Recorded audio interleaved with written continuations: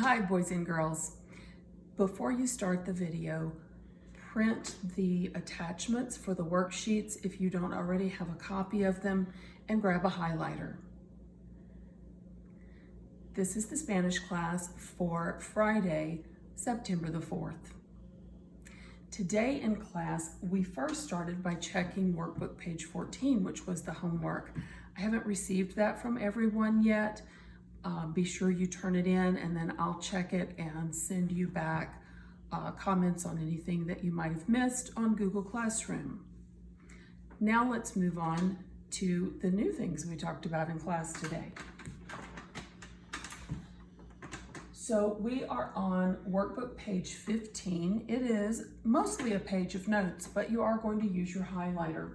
First, read along with me as I read the paragraph at the top of the page. The Spanish punctuation marks that we will use in this unit include periods, question marks, and exclamation points. Punctuation in Spanish has much in common with English, but there are a few differences as well. Highlight the punctuation marks in the Hola song below and be sure to add your name in the box. While you highlight, notice what is similar to English and what is different. So this is a song. We'll be listening to the music that goes with it in just a little bit, but it is punctuated. Please highlight all the punctuation, and here's the box for your name. You can pause the video and do that, and when you're finished, start it up again and we'll get back together. So you probably noticed that the things that are similar are periods and question marks at the end of questions and exclamation points at the end of exclamations. Some of the students today also noticed that commas are in the same place in Spanish that they are in English. However, there are two punctuation marks that they have in Spanish that we don't use in English, and they're very handy. There is an upside down or an inverted question mark, and there is an inverted exclamation point. The inverted question mark and exclamation point come at the beginning of a question or the beginning of an exclamation.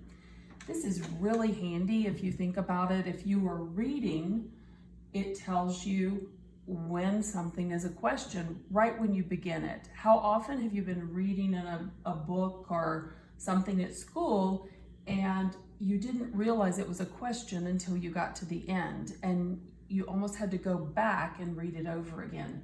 So this is really helpful in Spanish, that it tells you right away, I'm a question, read me as a question, or I'm an exclamation, read me as an exclamation. So these are punctuation marks that you need to include for you to have properly punctuated Spanish. The rest of the page talks about what I just said, so you can look over that on your own. All right, so this song, we are going to go ahead and take a look at and sing. It is on the internet, and I've got the link posted for you there, but I wanted to go over it with you. The song is sung by a homeschool family, Peter, Ben, Rachel, and Stephen, and they are doing work with a Spanish program called Champs. But it's a fun song, and it's practicing the things we're looking at. I want to take a look first at the words with you. So let's say them together. I want you to read it while I read it. Hola, hola, yo me llamo Señora Miller, and you would say your name. ¿Y cómo te llamas tú? ¿Y cómo te llamas tú? Notice in here, we know me llamo, my name is, but we don't know this little word yo. Yo just means I or me.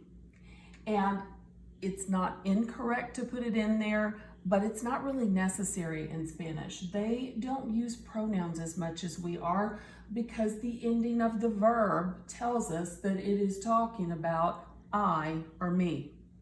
And so because the verb tells us that in Spanish, you can just leave the pronoun off.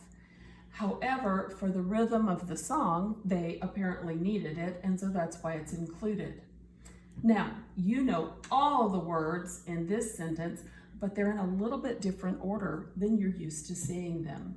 You know that y tú means and you, because that's part of our vocab, right?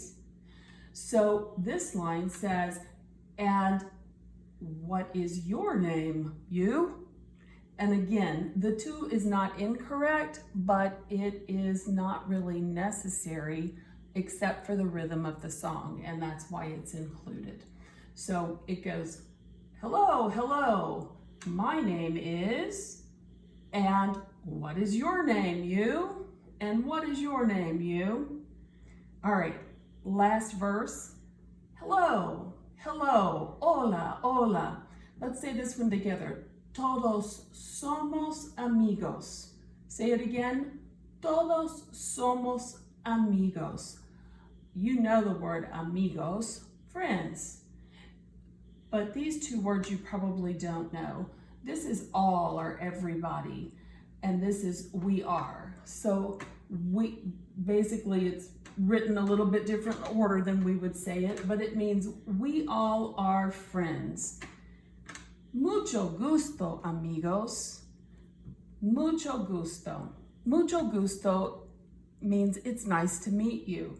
So that's a really good thing to learn because it's polite if you meet someone new to say mucho gusto. All right.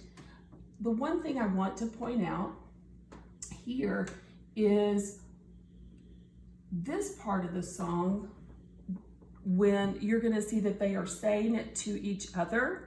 And so the person who responds to the first person singing is answering this question when they say this. So they will say, ¿Y cómo te llamas tú? And the next person in line will answer, Hola, hola, yo me llamo, and then their name. And then they turn to the next person and say, ¿Y cómo te llamas tú? We had a lot of fun in class today practicing that and singing it to each other. And so I hope you'll give it a try at home too. Let's take a look at the song.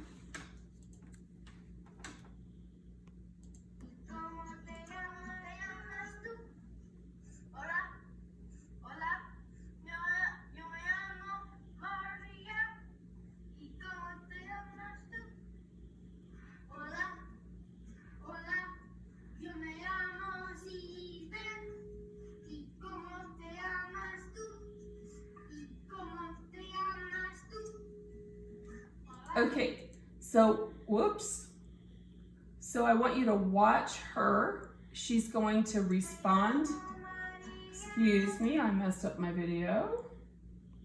I want you to watch the sister. After the first boy, Stephen, starts to sing, his sister, Rachel, responds to his question to her, and then she turns to her little brother, Benjamin, and asks the same question, the next question to him.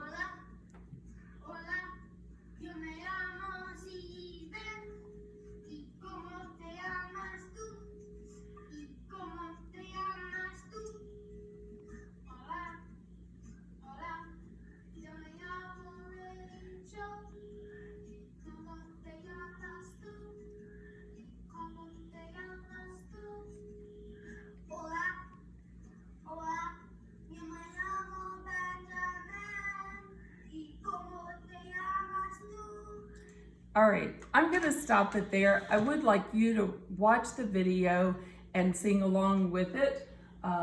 It's good practice. Just think about who you're talking to. Maybe you can get your family involved so that you guys can learn and practice the ¿Cómo te llamas tú? Oops. All right.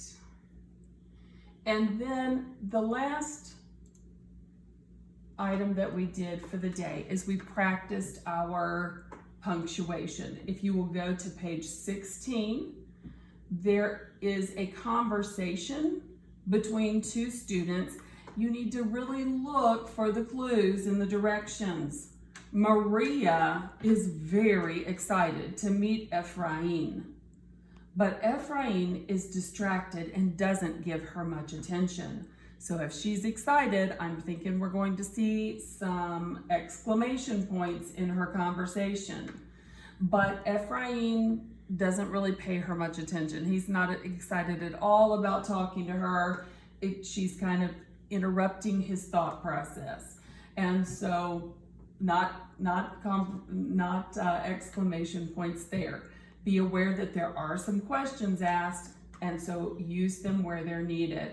It says to copy and paste. I'm not going to make the document live. You need to just print it, write on the document, and then turn it in.